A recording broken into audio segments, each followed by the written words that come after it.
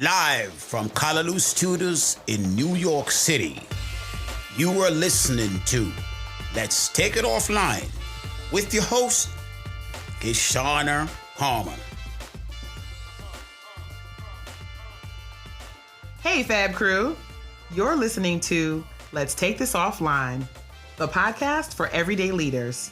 Part inspiration, part sit down, let's have a conversation. Here's where you'll find the real deal about living well and leading well. I'm Kishshana Palmer, your host and resident leadership whiz. And now, let's take this offline.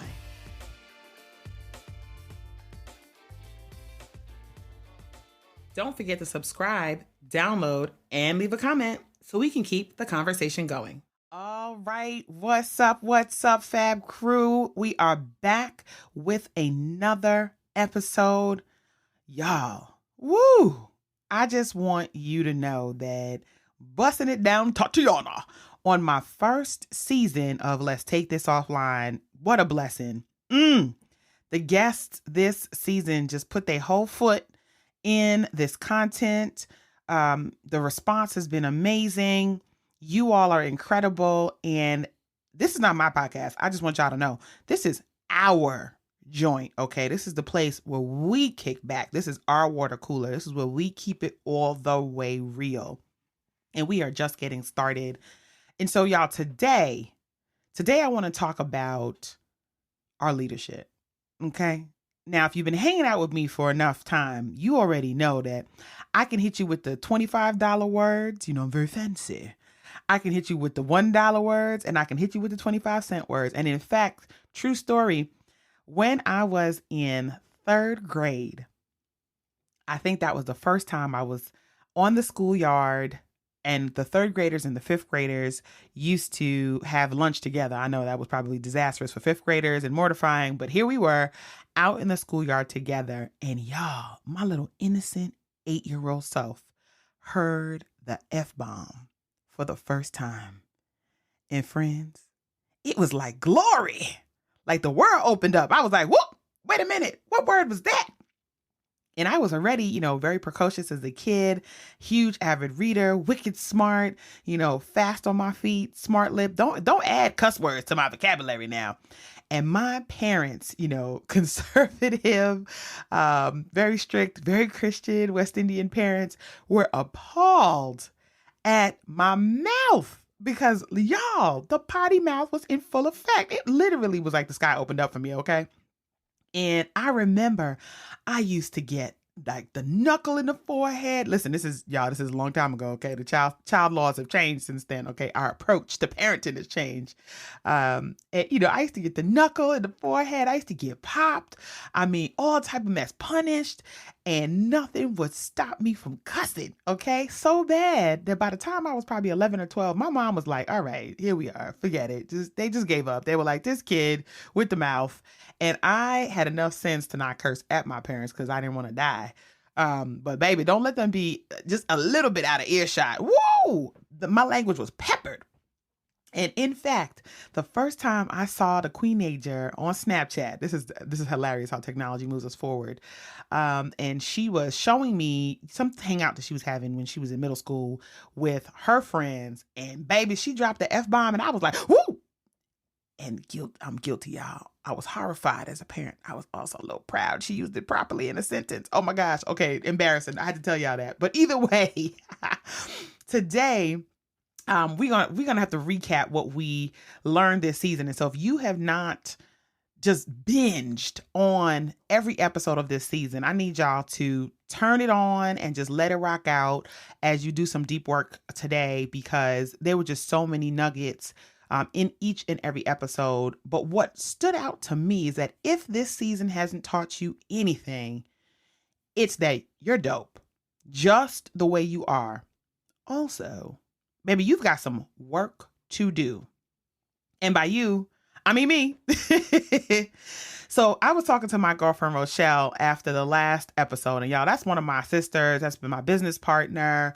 We've taken stages together. So we have been in the thick of things across all the spectrums. And it's actually really tough, I think, as an adult to make friends genuine sisterhood friends, like to your core spirit friends, where whether you are working together or not working together, whether you are laughing and joking or you are into shenanigans or having serious conversations or getting your edges snatched, which we are prone to do to one another, that you are just thick as thieves. And I have a handful of girlfriends like that who I love so dearly. And I'm going to talk about them as well during this episode. But I was talking with Rochelle after the last episode, and we talked about how we let our own dysfunction seep into our environments, in our home life, in our businesses, as CEOs of our own companies, when we were employees for other folks. Okay, because Kishshana didn't just wake up and become an entrepreneur, y'all. I actually had a pretty storied career working for some really amazing organizations. And so we were talking about this dysfunction and how it seeps into everything that we're doing, and it permeates the air, how our children respond when we don't have habits that really lift us up in a healthy way, and that in our own homes, that we are setting the pace for how our families operate.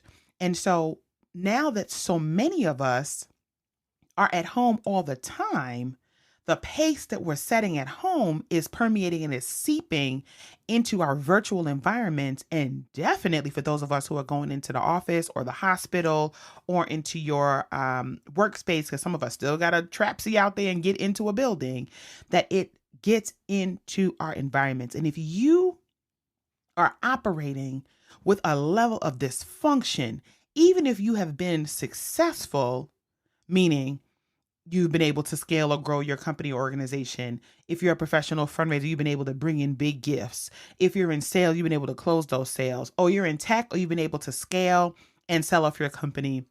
You've been able to get VC funding. You've been able to, fill in the blank on the things you've been able to do. But it doesn't mean that if you are dysfunction, that you have a level of dysfunction, that you're not going to be successful. That's not how it goes. But the dysfunction seeps into your environment, and so it creates dysfunctional environments. So this made me think about one of my favorite movies, The Devil Wears Prada. Don't judge me, y'all. I am a rom-com chick flick watching somebody. I love dating shows and love shows and romance and all the good things about women in the workplace. And so if you really want to, wax poetic with me, let's talk about some movies, y'all. And so in The Devil Wears Prada, Miranda Priestley, who, she is the head of this magazine, has built an empire off of her own dysfunction. She is at the helm of this magazine that has brought in billions of dollars, that has broke designers, that has, built the careers of so many people, if they last. But it was really her reign of terror that she wielded in order to be able to grow this thing. And so anybody who worked for her was riddled with anxiety or had to step into the characteristics and the traits that she had, because that was the model that they saw that you needed in order to move up. And it made me think again, like, okay, well, what is it about leaders who terrify us that we're in awe of? Is it power? Is it that we are so led by fear that is the thing that motivates us?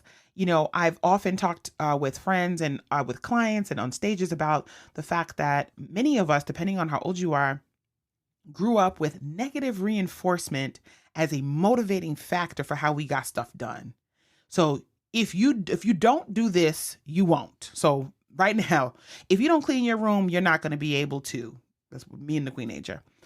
Growing up, if you don't get good grades, you're not going to be able to. If you don't finish this project, you're not going to be able to. If you don't show up here, you're not going to be able to.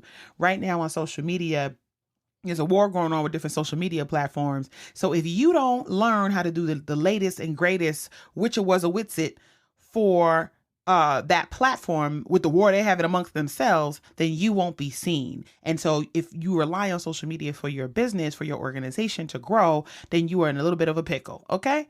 So we are used to responding to negative triggers in order to be able to get stuff done. And because for many of us around the world, our education was not about curiosity and exploration, but more about memorization, repetition, and following instructions, then you really learn very early on to follow what is modeled. And so if you're dysfunctional as a leader, guess what? All your people are going to follow suit. And so for me, it is high time that we took our leadership seriously. Like, you got to own your stuff, y'all. This is serious business. And here's what I mean. So first, I need us to be thinking about, what does it take and what does it mean for you to have influence when you're healthy and when you're thriving? Because when you're healthy and thriving, I don't care if you're a line manager in a factory, or if you're the head of engineering, or if you're the head of advancement and development at a university or a large organization or a mom and pop shop, if you're an executive director that just decided last week to hang out your 501c shingle, if you are working your corporate job and you are hustling at night building your candle business, it doesn't matter what it is that you are working on. If you decide to start to employ healthier practices, and this is a working idea for me, y'all. So we walking it like we talking it, and we living it as we're experiencing it. Then that allows you to produce healthier environments. So first up, values. Okay. Y'all hear me talk about this, and by the time we've really gotten to know each other over the next couple years, you're gonna be like, Kishshana is not playing with these values. And I come back to them time and time again because they sound real cute to talk about. Well, I just want to make sure that this is aligned with my values. Well, I just want to make sure that my values are kept in check.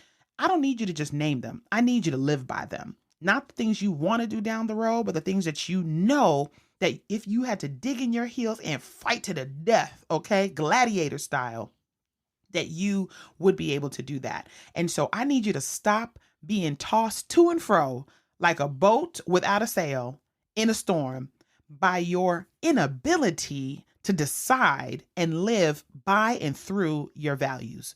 And so that's the first thing about taking this stuff really seriously. What are your values and what does that mean? And for some of y'all, that's going to dig up and scare up some stuff. Because for me, woo Nelly, when I named that family was a value, and it is a value, and then my brother, who is literally like my womb mate, chin checked me and said, we don't spend no time together. And the only time that I spend time with you, that's not with my niece. And that, that's literally his favorite person in the world. So I when she was born, I stopped counting. Okay. The only time I spend time with you is when we're working. Cause y'all may know that my brother is my stylist, and he is responsible for all of my looks, my photos, everything. And so when he said that to me, like, the only time we spend time together is when we're working. And I'm resentful of that. And he loves what he does. And I am my brother's doll. Okay. If there was a doll to be had, I'm his. And yet he resents it anyway. And y'all, that hit me right in the teeth. It bust me right in the throat. Because if I'm saying family is a value and my best friend and closest sibling tells me I don't make no time for him, that's a problem. If my mom, who is my rider, literally, y'all, yesterday I sent my mom a text message and was like, Ma, are you coming through today? Because can you bring some oxtail and some curry chicken? And she literally wrote me back and said, you want me to get it or you want me to make it? Y'all, it was 4:00 in the afternoon.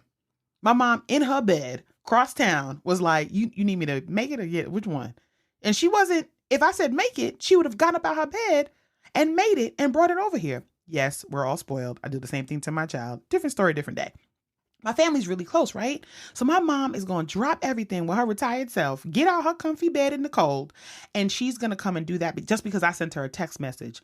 But when she is around, I'm rushing around her because I have meeting after meeting, deadline after deadline. I'm scurrying here, I'm scurrying there, and I'm not slowing down enough to pay attention. Okay? Like, how is family of value if I'm not actually making time, quality, uninterrupted time? I'm not prioritizing the time I need to spend with my value, with that value that I care so much about. So now I'm just talking cash money. I'm not actually doing and acting on and prioritizing what I say matters to me. So it's real cute for the gram. We smiling and we post it up and, oh, Lou, I love you, whoop-de-whoop, good mom, all of that. But if you're not living it, what's the point? Okay. So that's the first thing. So listen, this is for me and for you. So we had to get it together. The second thing is your well-being is not a game. Friends, getting older is no joke, okay? And so the drop down to get your eagle on that I could do with ease when I was 21, 28, 30, 32, 35. I'm on the other side of 40 now. I can still drop down and get my eagle on with the best of them, but y'all gonna hear that knee pop when I bust up. The stallion knees aren't it. It's more like what is the geriatric stallion that has to stop running the races now, okay? But when you don't take care of yourself, it creeps up slowly. For some of you right now, you're rubbing the back of your neck. You've had a persistent headache. Your heart's been racing. You're feeling slow and sluggish. You find yourself reaching for more caffeinated products.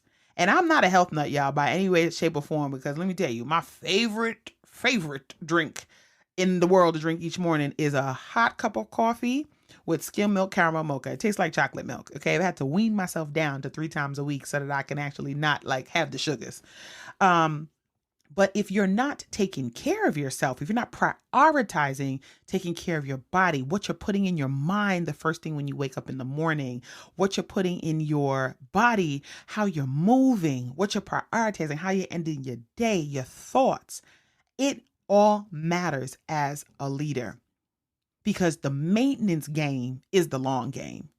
And so do you want to end up sick in the hospital? Because listen, the first time I got walking pneumonia and bronchitis, I didn't learn the lesson. The second time, the third time, I still didn't learn the lesson. Oh, so then you want to just lay me flat out for weeks? Oh, okay. Got it. So then you can't move and you can't work. You're no good to yourself or others. And people are going to say, oh, you work so hard. But they're looking at you sideways. Your well-being is not a game. And so you've got to be able to take that thing seriously. And if you're suffering from martyritis, and I define that as not just being a workaholic, but being the kind of workaholic that dies on the vine, and you want everyone to know how hard you work and how hard it is for you. And if it wasn't for you, none of this would occur. Look at me. What about me? I mean, that is who you are. Being able to delegate well. Here's my tip. Being able to delegate well and lean on others is a gift, not just for them, but for you, because it allows other folks to grow, to learn, to support you, to flex in their zone of genius. And it gives you space to figure out what it is you're supposed to do and to do that well, so that you're not doing all the things mediocre as hell, but you're doing a few things with excellence. The next thing I want y'all to think about is getting your money story right. Y'all writing this down? Now, we had a whole episode on this, okay? So I'm not saying it's going to fix everything. And I've been thinking a lot about it since we first talked about this. And it's something that's on my mind a lot, because at this stage of my life, the Queenager is 2 years out from college. She and her father and I have been talking about how we're going to, now that we're coming around the bend, we're looking at the 529, we're looking at the savings, we're looking at what we've done. Did we do enough? And really understanding our money story as it relates even to paying for college, right? Like, what was our parents' approach to sending us to our institutions? And so you got to get your money story right, because it's not going to fix everything, but your relationship with money is a direct reflection of your well-being, your emotional well-being, your spiritual well-being, and your physical well-being. And y'all, your relationship with money will buy you back the 3 T's. Listen, in fundraising, time, talent, and treasure, okay? I like to apply these concepts that I had in my day job to all things in life. I just want you to know, it's all can be used. It can be used. It's cross-functional competencies. So the 3 T's: time, talent, and treasure. And so if you think about your relationship with money and that it actually allows you, it's a currency that allows you to buy back those things, then you have got to make sure that your relationship with money is on track to health. Otherwise, you're going to waste time. You're going to blow talent, yourself and others, and the treasure will not be in the room. So now we're going to take a quick break. So use this moment to stand up, plant your feet firmly on the ground, reach for the sky, and stretch.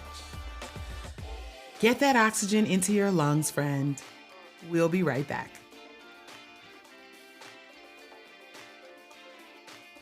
Love what you heard? Found a little nugget, but need more? Head on over to kishcamp.com, my masterclass for managers who are ready to do things differently at work and grow their skills so they can lead with confidence. Don't forget to subscribe, download, and leave a comment so we can keep the conversation going. Now, let's head back to take this offline.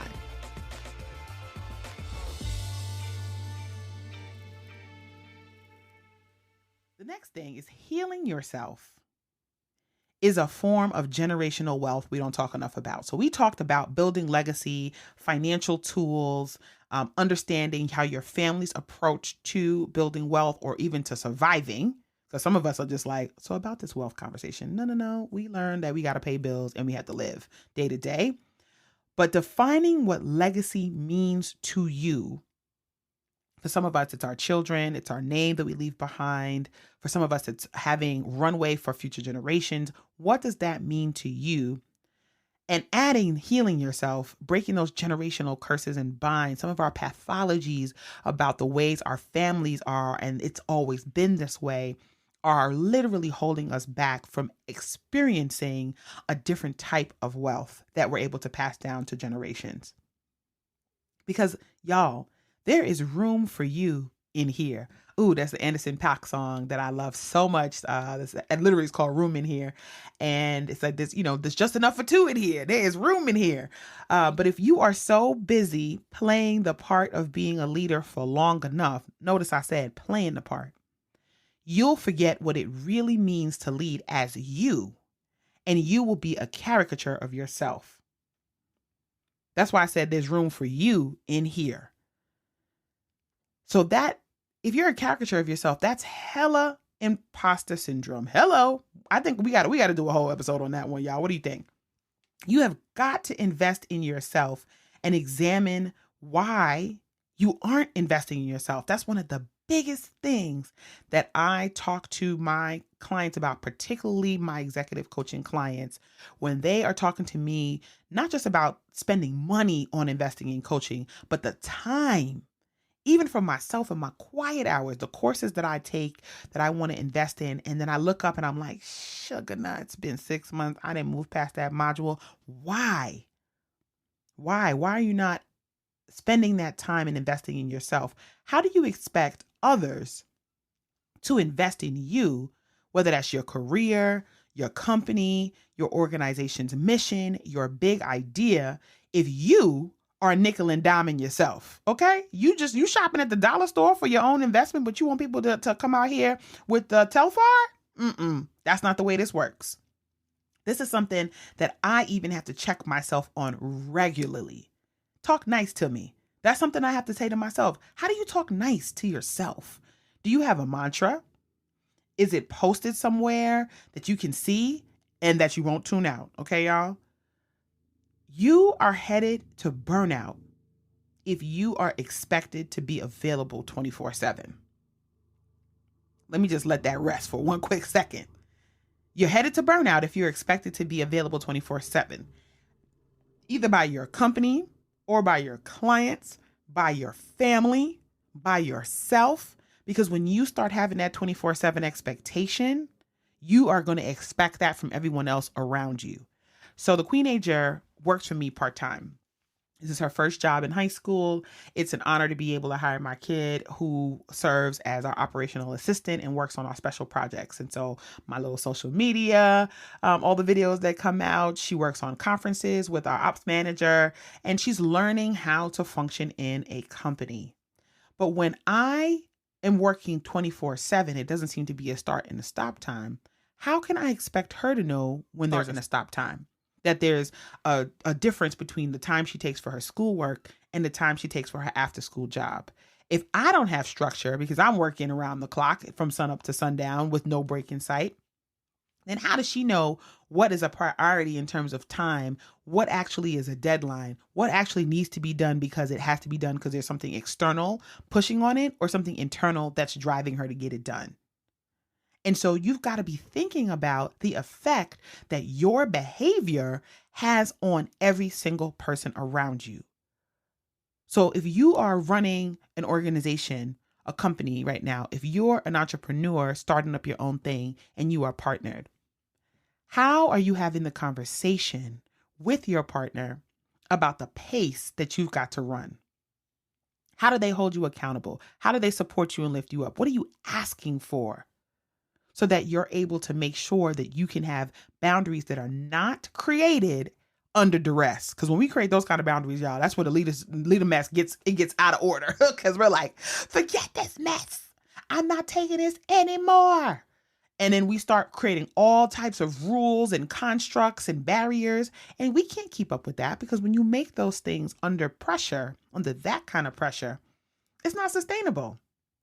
And so there has to be a way that you can give yourself some time, some space for your life. Because if there's no space in your life for the personal, and I'm going to tell y'all my business. Y'all know I always tell y'all my business. Or if you were like me and you were avoiding your personal life like the plague, then you, my friend, are on your way to burnout. And as a leader, we got to dial that back. So let's think about The Devil Wears Prada again, where Nigel told Andy in a scene she was very frustrated because she had missed her boyfriend's birthday because there was an event and she had to be at the event and she was trying to do her job and she was trying to show up, powerfully and make sure that she was on her A game. And she was excited and happy that she was able to really perform that night and kind of got as much as you can from Miranda Priestley, kind of got the head nod that she did a good job. And she was so upset that she had missed this big event and that her relationship was going straight to hell. And Nigel said to Andy that when her personal life had gone completely to hell and she didn't have one, then she needed to come see him because then she'd be successful. Then she'd be ready for promotion. Because there's this idea, remember, in that environment of dysfunction, that it's robotic time, no personal life. You're just a cog in a wheel getting stuff done, or bust, that there's no success with balance. And balance doesn't always mean 50-50. Sometimes it's 70-30, okay? That's why the scale can tip in one direction or another. But I see this with career professionals all the time and time again. And now that I'm, heading into year 6 of running Kishshana & Co. and growing Kishshana & Co. full time, I see that with other entrepreneurs. I see that with executives, especially women. But I'm calling bull on that mess. If you have no room for yourself in your life, you cannot expect for others to make room for you. I know that's a platitude, y'all, but it's for real, okay?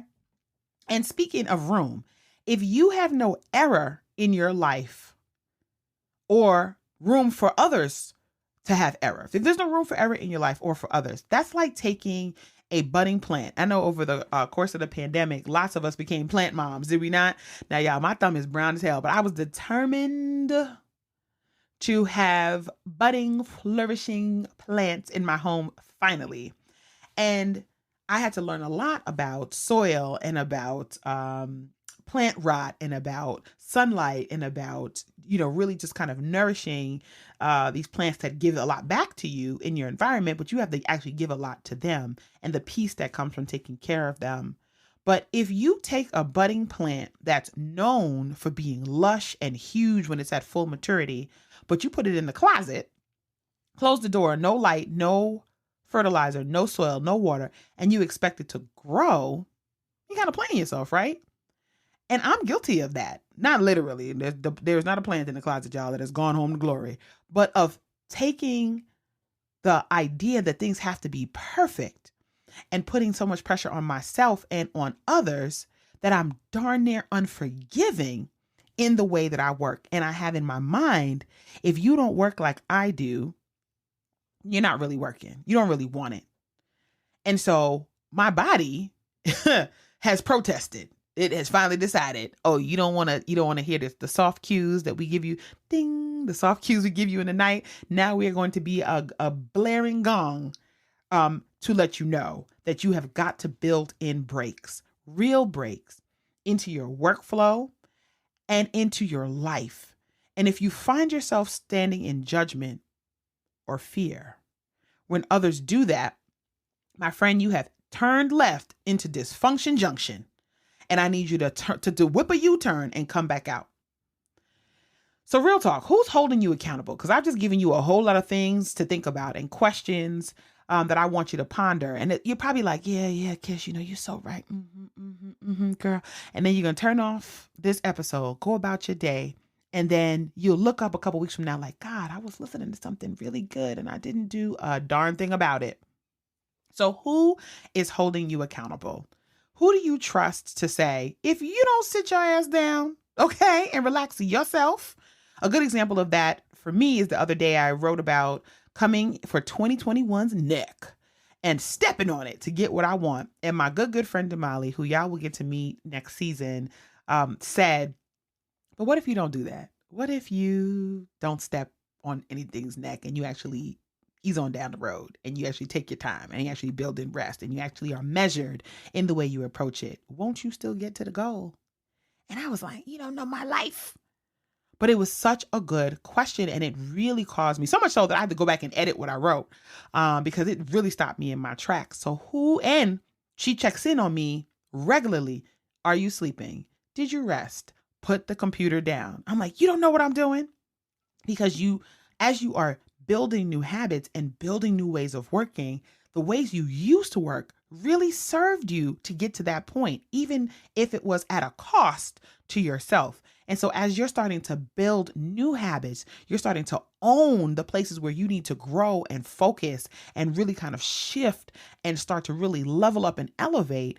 It's really, really important to have someone who can hold you accountable. So who do you trust to do that? Who's your kitchen cabinet of folks that can pull you right in and do it with love, but nevertheless get to the bullseye of what you need to work on and how, and not just telling you where you're wrong or what you're doing wrong or what you're weak in, but also lifting you up and seeing where you need to go and showing you maybe things you haven't seen for yourself. That's really, really key. That's what I'm thinking about right now. So as you think about owning your leadership, you've got to know what you need to manage and what you need to work on. And that comes from really being self-aware and stepping into emotional intelligence. Well, y'all, I don't have enough time to talk about all that today. So that means we're going to have to put a pin in that one and come back to those things in future conversations where we just give you the real deal and we just dig into it, because we're not going to just leave you out here hanging. But I hope today was helpful. I hope you enjoyed this first season. I hope that you were able to pull something from each and every episode and forward it to a friend, subscribe, let them know, like, listen, this is the real deal, Holyfield. We give you all the tea, okay? We are peeling back the layers of the old way of doing leadership and really digging into what needs to be true in order for you to live well and lead well, be your most authentic self, and do that every day.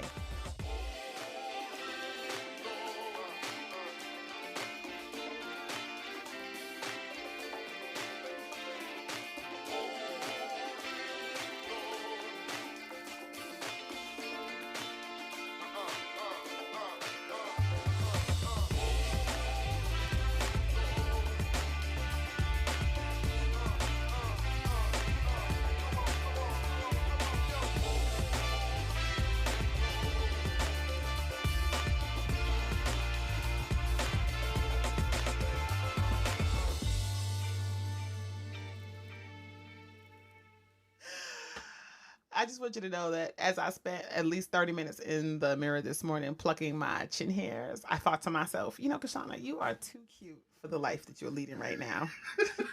You're too cute for this quarantine life. You are too cute. Because I didn't realize when was the last time that I actually had done a plucking or a shaving. Or, let me just get to hold on. I'm telling people my business again. By the time we on season 5 of this podcast, they're gonna be like, "Child, we grew up with Kishshana because we know all her business." I'm not even gonna be a mystery to myself. I'm just not, PJ. I can't. That's not gonna make it in. Don't worry, I'm not gonna do that to you. It's really funny though. You can put it in there. I don't care. That should probably be really funny. The finale, like, I'm not even a mystery to myself. It's fine. None of this embarrasses me. My shame threshold is actually really big. Well, y'all. We have made it to the end of another season. That's terribly incorrect. So I can't change at 10 minutes, we're at 9 minutes, 55 seconds. Okay. Take 5. Well, y'all. We made it to the end of our first season of Let's Take This Offline, the podcast for everyday leaders. That sounds insane. I can hear it. I'll start again. That's fine. Podcast. The podcast. Okay, I'm trying to. Have you slept? I have slept. I was staring at the computer screen for a long time today. I do this in the morning. You don't see I get my good stuff. Every time I sing something that it sounds great, it happened in the AM. Take 6. Woo-wee! That deserves a glass. So raise one, y'all, because we have come to the end of our first season of Let's Take This Offline, the podcast for everyday leaders. With your host, I said leaders with a T at the end. I cannot believe it. I've done it 5 times. I can hear it. Okay, so once you do it, you do with whatever you're doing with the ice, put it down. Okay, got it. Because that's what's helping me. Okay, So here we go. And take 7. Well, y'all. Let's raise a glass and toast to the end of our first season of Let's Take This Offline, the podcast for everyday leaders. With your host, that's me, Kishshana Palmer. I don't know about y'all's friends, but I got all of my edges kind of snatched this season with my friends who came on through to talk to us about everything from worth to wealth to work and everything in between. And so I don't know about you, but I cannot wait for season 2. So while we wait, make sure you press that subscribe button, you forward this to a friend in the group chat, and you download every episode and roll it back and listen to it again. And keep us close because we'll be back real soon for season 2 of Let's Take This Offline, the podcast for everyday leaders. All right, y'all. I'll see y'all soon.